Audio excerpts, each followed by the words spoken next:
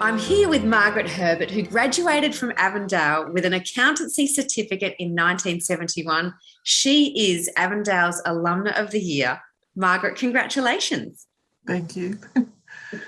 Now, we just want to find out a little bit about what life's been like for you over the last little while and catch up with you. But let's get some context here. Can you tell me where you and your husband, Ron, are living at the moment?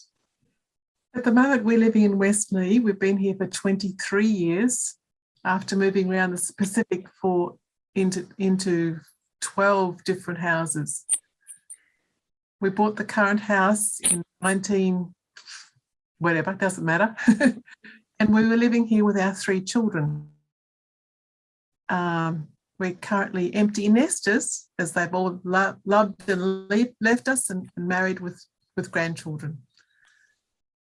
We've been here in lockdown for the last 18 months. And so currently we're loving lockdown. No. No, I don't know anyone who's been loving it, but we're all trying to cope with it. Cope with it. That's exactly right. Now, if we can jump back a little bit to your time at Avondale, what is it that you got out of your Avondale experience? I gained a better knowledge of God. And knowing that I belong to God's family, and we're part of the privilege of serving Him. We made so many friends. It was a wonderful time.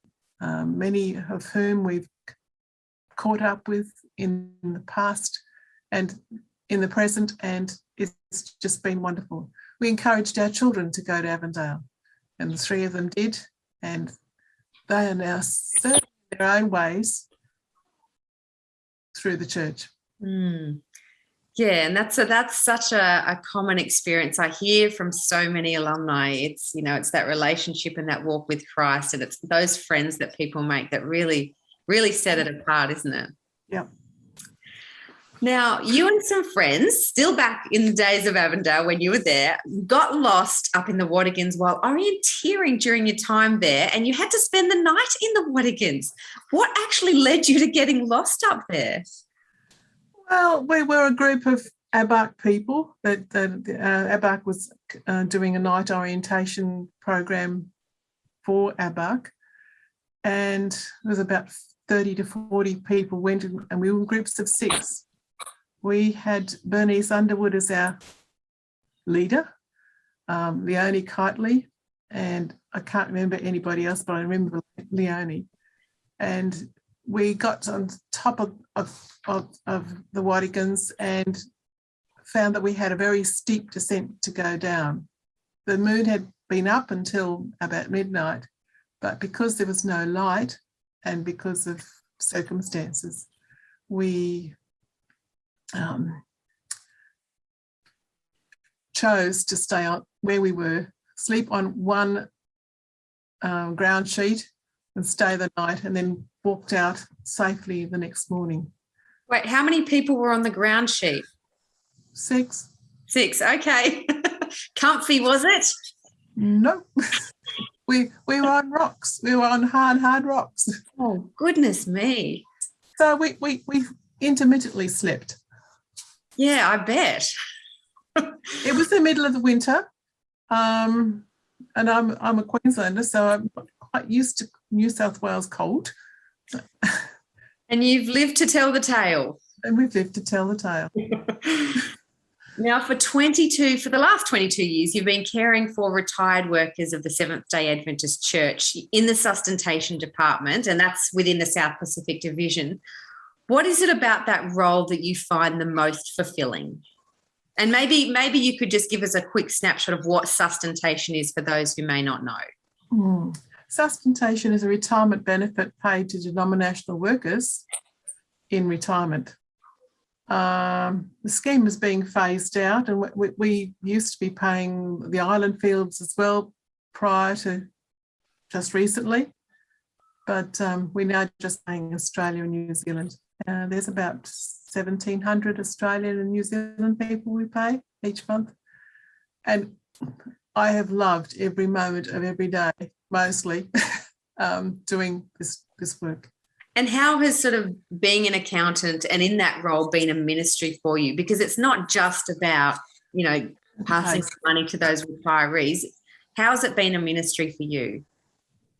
In lots of instances, I have known or have worked with some of the people that I'm paying. And not, well, because we were in the mission field, many of the workers that we paid had worked in the island fields, and that has been a real privilege and an honour to be able to do that. Now, speaking of the mission fields, you spent a fair bit of time in Papua New Guinea. In fact, I think you told me you'd had your third child there. You mentioned Ron was often away for work, often up to, something like 3 weeks at a time. So that must have been an incredibly intimidating and challenging time for you. So can you tell me what might have been one of the greatest challenges you faced when you were there with your kids on your own? The hardest part was when he came home, because I was the mother and the father while he was away, and then he came at home, and sometimes I did all the good work I'd done while he was away. But, did you have any moments there where you really needed to rely on God? Well, I wasn't a mission pilot. I was just a little housewife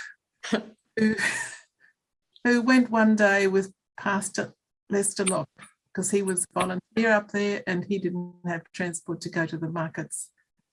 And there was a payback at the market, and a riot turned out. We had police, we had all sorts of things happening. And I was there with my youngest on my hip, doing the shopping, virtually buying our fruit and vegetables we needed to buy.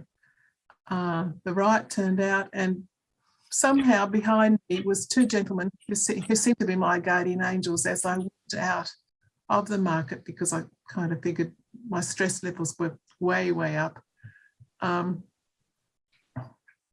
There was tear gas and all sorts of things happening around us, and we walked out of the entryway. There was police all around. And I turned around to thank my two guardian angels, and they disappeared.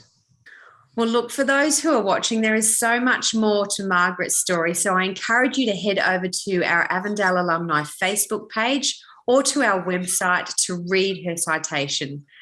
Margaret, for all your dedication, for all your commitment and your faith in Christ, for all your leading, Avondale honours you for that this weekend at Homecoming. Congratulations. Thank you. And thank you, Avondale, for all the hard work of the teachers and the ministers that have put their time and effort into caring for a young bush girl that came to Avondale many years ago.